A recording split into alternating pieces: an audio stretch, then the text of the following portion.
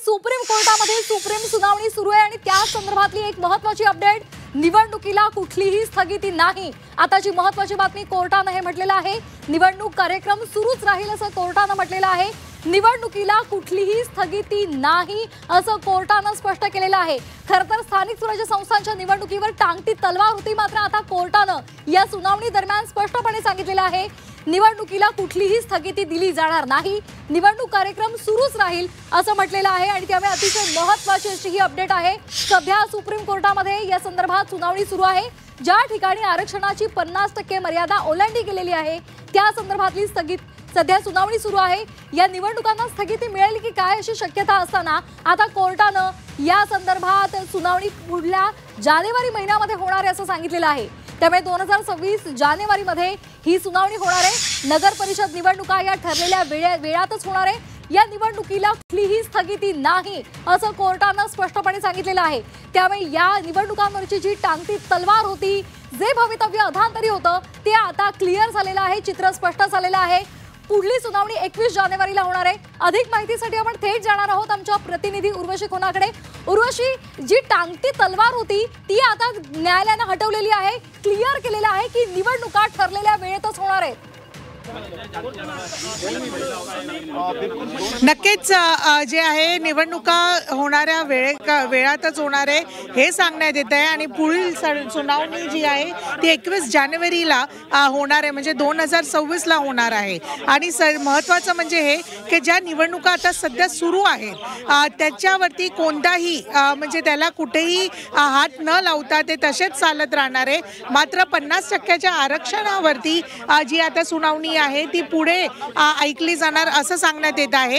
इतकंच नव्हे तर आकडे वेगळे जे ते देण्यात आले आहेत। 3 जज समोर जे आहे जानेवारीमध्ये ही सुनावणी होणार आहे। 3 जजेस असतील आणि त्या समोर जी आहे ही सुनावणी होणार आहे। नक्की त्यात हे सांगण्यात आलं की कशा प्रकाराने 40 आणि 17 असे नगर परिषद आणि नगर पंचायत आहेत, तिथे 50% आरक्षणापेक्षा जास्त जी आहे सीमा ओलांडली गेली। आणि मात्र त्यात जे आहे सध्या ते कन्सिडर केलं जात आहे, मात्र त्यासाठी कोणतेही निर्देश दिले गेले नाहीये। तसंच हेही सांगण्यात येत आहे की 26 तारखेला जी आहे नेक्स्ट जानेवारीमध्ये म्हणजे जी एक सुनावणी पार पडणार आहे 21 जानेवारी 2026 मध्ये, ती 3 जज बेंच च्या समोर म्हणजेच मोठ्या बेंच समोर आता 2 आहेत, एक सरन्यायाधीश स्वतः आहेत आणि जज जॉयमाला बागची आहेत। आता जी 2026 मध्ये जी सुनावणी होणार आहे ती 3 जज यांच्या समोर होणार आहे। आणि तेव्हा नेमकं सगळ्या नगरपंचायत, महानगरपालिका आणि दुसरे ज्या सगळ्या वेगळ्या सुनावणी वेगळ्या निवडणुका आहेत त्या सगळ्यांवरती चर्चा होणार आणि युक्तिवाद होणार असं सांगण्यात येत आहे। उर्वशी, एक महत्त्वाचा मुद्दा मला आपल्याकडून क्लिअर करून घ्यायचा आहे की आता या 2 तारखेच्या निवडणुका तर होणार आहेत, म्हणजे नगर पंचायत असेल, नगर परिषद असेल, या निवडणुकीवर याचा कुठलाही परिणाम होणार नाहीये, हा एक महत्त्वाचा मुद्दा। आणि दुसरा मुद्दा महत्त्वाचा जो क्लिअर करायचा आहे तो असा आहे की ज्या मनपाच्या निवडणुका आहेत, जिल्हा परिषदेच्या निवडणुका आहेत, यावर काही परिणाम होऊ शकतो का? हे बघा, जे आता ज्या निवडणुका आहेत त्यांना हात लावण्यात येणार नाहीये हे क्लिअर झालं आहे। मात्र ज्या ठिकाणी 50% आरक्षणाची जी सीमा आहे ती जी ओलांडली गेली आहे ते म्हणजेच 40 आणि 17 नगरपंचायत आणि नगर परिषद जिथे राज्य निवडणूक आयोगाने जे डेटा सबमिट केला आहे त्यात नेमकं काय होणार त्याची जी आहे येणाऱ्या सुनावणी म्हणजे 2026 मध्ये जी सुनावणी आहे 21 जानेवारीला त्याच्या संदर्भात जे प्रोसिडिंग्स होणार तेव्हा जे सांगण्यात येणार ते कुठे ना कुठे त्याच्यावरती इम्पॅक्ट होणार असं सांगण्यात येत आहे। म्हणजेच बाकीच्या सगळ्या निवडणुका फ्री आहेत, निवडणुकांना हात लागला जाणार नाही। आणि असेच आता सगळे ॲडव्होकेट एकामागे एक येत आहेत। त्या ॲडव्होकेट मंगेश ससाने आपल्या बरोबर आहेत, त्यांच्याशी संवाद साधा। नेमकं क्लिअर करा की काय हे झालं, काय सुनावणी आज सुप्रीम कोर्टामध्ये ओबीसींच्या दृष्टीने आणि जे पण कोणी लोकप्रतिनिधी आहेत बातचीत करूया। ज्या म्युनिसिपल कॉर्पोरेशन 246 त्याच्या निवडणुकीचा कार्यक्रम जाहीर झाला होता 3 तारखेला याचं मतदान होतं. त्याच्यानंतर ज्या नगरपंचायती आहेत 42 यांचा निवडणुकीचा मार्ग मोकळा झालेला आहे. याच्यामध्ये 246 म्युन्सिपल कॉर्पोरेशन म्हणजे नगर परिषदा आणि यातल्या 42 नगरपंचायतमध्ये दोघात मिळून 57 ठिकाणी 50% मर्यादा ओलांडली गेली होती. त्यामुळं या सर्व निवडणुका टांगणीला लागल्या होत्या. आज कोर्टाने सांगितलंय बाठिया कमिशनला बऱ्याच पेटिशनचा विरोध आहे. त्याच्यामध्ये काही जण म्हणतात आकडेवारी जास्त आहे, ओबीसींचं आमचं म्हणणं आहे कमी केली, तर त्याच्यावर डिटेल हिअरिंगमध्ये आम्ही ऐकू. त्यामुळं सध्या ह्या 57 ठिकाणी आणि ज्या निवडणुका जाहीर झालेल्या आहेत तिथं subject to final outcome of this petition असं कोर्टाने सांगितलेलं आहे. न्यायालयाच्या अंतिम निर्णयाला अधीन राहून हा जो कार्यक्रम जो सुरू केला होता निवडणुकीचा, जसा कार्यक्रम आहे, जशा तारखा आहे तशा घेण्यात यावा. त्यामुळं या सर्व म्युन्सिपल काउन्सिल आणि नगरपंचायतीचा निवडणुकीचा मार्ग मोकळा झाला आहे. ओबीसीच्या दृष्टीने एक महत्त्वाची गोष्ट अशी झाली आहे की कोर्ट म्हणलं या संदर्भामध्ये जस्टिस खानविलकर यांचं जे जजमेंट आहे ते 3 जज बेंचचं जजमेंट होतं. त्यामुळं आपल्याला त्या संदर्भामध्ये मोठं बेंच, लार्जर बेंच करावं लागेल आणि 21 जानेवारीला याच्याबद्दलची सुनावणी ठेवलेली आहे आणि 21 जानेवारीला 3 जज बेंच कॉन्स्टिट्यूट होईल आणि हे सर्व ऐकलं जाईल. त्यामुळं ओबीसीच्या संदर्भामध्ये आम्हाला नक्कीच दिलासा देणारी गोष्ट आहे. ओबीसीचे आता जे काय वाढीव सीट्स होते ते तसेच कायम राहतील. याच्यामध्ये कोर्टाने पुढे जाऊन असं पण सांगितलेलं आहे की इलेक्शन कमिशनने कोर्टाच्या निदर्शनास आणून दिलं की 336 पंचायत समिती, 32 जिल्हा परिषदा आणि म्युन्सिपल कॉर्पोरेशन 29 याच्या पण निवडणुका प्रलंबित आहेत. त्याचा कार्यक्रम चालू नाही झालेला. या संदर्भामध्ये कोर्टाने स्पष्ट संकेत दिलेत, आदेश दिलेत की या पण निवडणुका घेण्यात याव्या. या सर्व निवडणुका 50%ची मर्यादा राखून घेतल्या जाव्या असे निर्देश इलेक्शन कमिशनला आज मान्य कोर्टाने दिलेत. म्हणजे ज्या प्रलंबित आहेत महानगरपालिकेच्या, जिल्हा परिषदेच्या, त्या पण निवडणुकींचा मार्ग आता मोकळा आहे. फक्त अट एक सांगितली की 50%ची मर्यादा ओलांडली नाही पाहिजे आणि याच्यामध्ये पण तेच त्यांनी आदेश लागू केलेला आहे की ह्या पण निवडणुका subject to final outcome of that petition म्हणजे 50%ची मर्यादा जर कदाचित ओलांडली गेली एक्सेप्शनल केसमध्ये तर त्या संदर्भात या निवडणुका पण तशाच होतील. त्यामुळं महाराष्ट्रातल्या सर्व स्थानिक स्वराज्य संस्थांच्या निवडणुकींचा मार्ग मोकळा झाला. महानगरपालिका आणि जिल्हा 57 जे जागा आहेत त्यांचा मार्ग मोकळा नाही झाला नाही. 57 ज्या जागा आहेत तिथे 50% ओलांडले गेले तर तोही आमच्या निर्णयाला बांधील असेल असंही कोर्ट म्हणाला. नक्कीच 57 ज्या जागा आहेत त्या 57 जागेचा पण मोकळा झालेला आहे. फक्त subject to final outcome of that petition असं ते झालेलं आहे. त्यामुळं आज नक्कीच ओबीसी असतील किंवा राजकीय पक्ष असतील आणि लोकप्रतिनिधी असतील यांनी सुटकेचा श्वास आज टाकला असेल. आज ही सकारात्मक गोष्ट आहे. ज्यांचं भवितव्य टाळणीलं होतं या सर्वांच्या बाबतीत हा सकारात्मक निर्णय आलेला आहे. महाराष्ट्राच्या स्थानिक स्वराज्य संस्थांच्या निवडणुकींचा मार्ग आज मोकळा झालेला आहे. नक्कीच मार्ग मोकळा झाला आहे आणि आपल्याबरोबर याचिकाकर्त्याकडून जे अमोल करंडे सर आहे. सर, नेमका आज जे तुमची याचिकानंतर ही कर्नाटक सर्वोच्च न्यायालयामध्ये आले, आज काय ऐकलं गेलं? क्लिअर कुठेतरी अमान्य झाली असं आहे का? कारण 50% नाही, इनफॅक्ट आमची जी मागणी होती त्याप्रमाणेच ऑर्डर झाली आहे. कारण जिथे इलेक्शन नोटिफाय झाले नव्हते, जिल्हा परिषद, पंचायत समिती आणि कॉर्पोरेशन्स, तर तिथे इलेक्शन घ्यायला सांगितल्यात. फक्त त्या 50%च्या ब्रीज जिथं होत आहेत तिथं घ्यायच्या नाही सांगितल्या. जिथे विदिन 50% लिमिटमध्ये आहेत त्यातल्या जिल्हा परिषद, पंचायत समिती आणि कॉर्पोरेशनचे इलेक्शन होणार आहेत.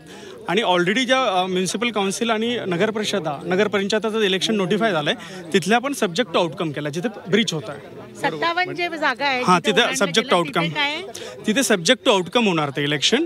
ते इलेक्शन ते इलेक्शन होणार पण ते सब्जेक्ट टू आउटकम होणार. म्हणजे भविष्यामध्ये पण ही याच्यापेक्षा पलीकडे जाऊन जी जिल्हा परिषद, पंचायत समिती आणि कॉर्पोरेशनच्या बाबतीत जी ऑर्डर झाली ती चांगली ऑर्डर झाली. कारण इलेक्शन्स जे काही होणार आहेत ते 50%ची लिमिट फॉलो करून होणार आहेत. आता तिथे बरोबर म्हणजे महापालिका म्हणजे जिथे 50%च्या वर ब्रीच होते लिमिट तिथलं इलेक्शन होणार नाही आहे किंवा त्यांना रिअरेंजमेंट करावी लागेल काही. हो, रिअरेंजमेंट करावं लागेल. पालोडकर जोडले निवडणुका होईल. सगळ्यात महत्त्वाचं असं आहे संभाजीनगर, नवी मुंबई, BMC सगळ्या कॉर्पोरेशनच्या आता इलेक्शन्स नोटिफाय होतील. थोडासा वर्षाचा त्याला विरोध झाला. मात्र आम्ही सर्वोच्च न्यायालयाला विनंती केली की 11 वर्षापासून पूर्वी निवडणुका झालेल्या आहेत आणि अनेक वर्षांपासून निवडणुका प्रलंबित आहे.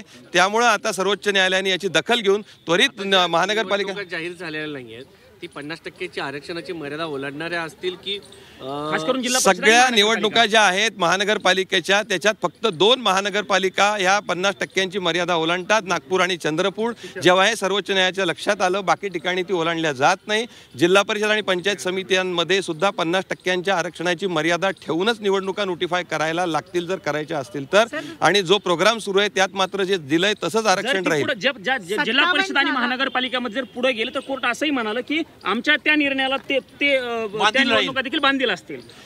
ज्या निवडणुका पुढे गेलेल्या आहेत त्या 57च्या बाबतीमध्ये जो निकाल 21 जानेवारी येईल आहे त्यावर या उमेदवारांचं भवितव्य ठरेल. 57 मध्ये समजा तिथे आरक्षणाचे जास्त जसं तू म्हटलंय की 57 ठिकाणी आरक्षण जास्त आहे अशा वेळी त्यांच्या विरोधात निकाल आला तर त्यांचं सदस्य जाऊ शकतं. निश्चितच जर समजा त्यांचं विरुद्ध निकाल आला तर मग त्यांचं पद जाऊ शकतं.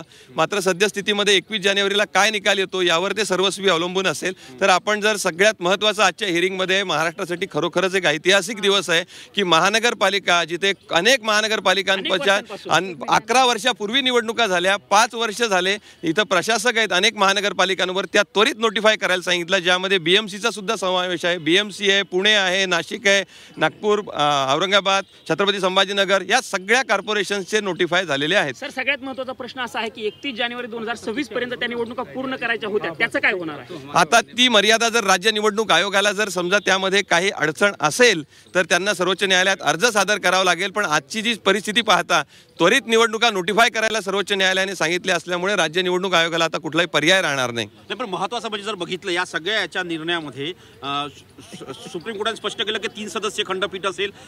तो निर्णय काय? कारण जस्टिस खारविलकर यांचा 3 सदस्यीय खंडपीठ होतं म्हणून हा निर्णय दिला. कारण माननीय सर्वोच्च न्यायालयाचा निदर्शनास असं आलं की हे प्रकरण जे आहे ते पहिल्यापासून 3 सदस्यीय खंडपीठासमोर चालू आहे. आता मध्यंतरी ज्या 2-3 वेळेस हे फक्त 2 सदस्यीय खंडपीठासमोर आहे. पूर्वीच्या ज्या ऑर्डर्स आहेत त्याचं इंटरप्रिट जर करायचं असेल, एक्सप्लेन करायचं असेल तर तेवढ्याच सदस्यीय खंडपीठ लागतं. त्यामुळे आता ते 3 सदस्यीय खंडपीठाकडे होणार आहे. के कृष्णमूर्तीचं तर 5 ज्याचं होतं के कृष्णमूर्तीचं जजमेंट जे आहे जे 50% वरती जाऊ नाही सांगणार ते 5 सदस्यीय घटना. हो, जर त्याच्या जर आपल्याला इंटरप्रिट करायचं असेल तर 7 सदस्यीय खंडपीठ लागेल.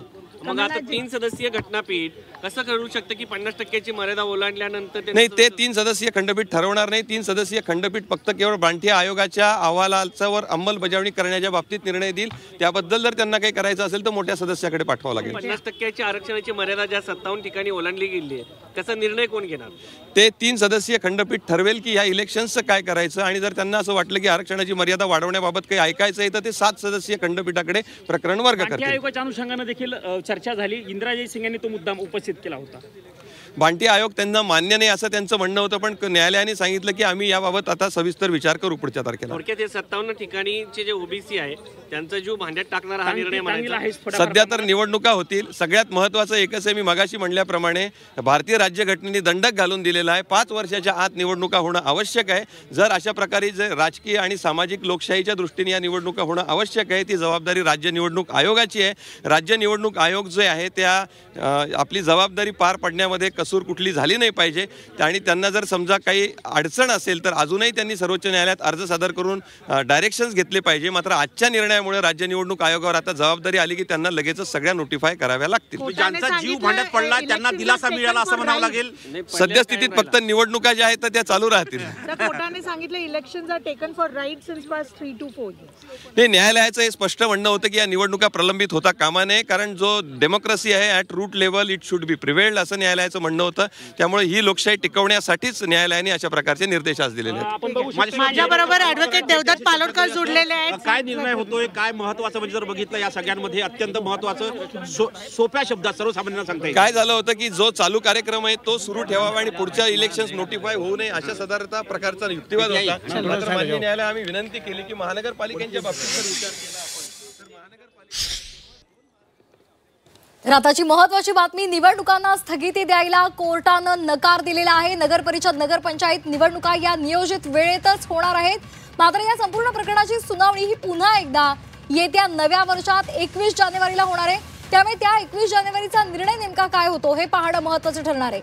खरं तर स्थानिक स्वराज्य संस्थांच्या निवडणुकीचा मार्ग मोकळा होणार आहे. या निवडणुकांना स्थगिती मिळते की काय अशी टांगती तलवार होती. मात्र कोर्टानं, सर्वोच्च न्यायालयानं हे स्पष्टपणे सांगितलेलं आहे की निवडणुकांना स्थगिती दिली जाणार नाही. नियोजित वेळेमध्येच या निवडणुका पार पडणार आहेत.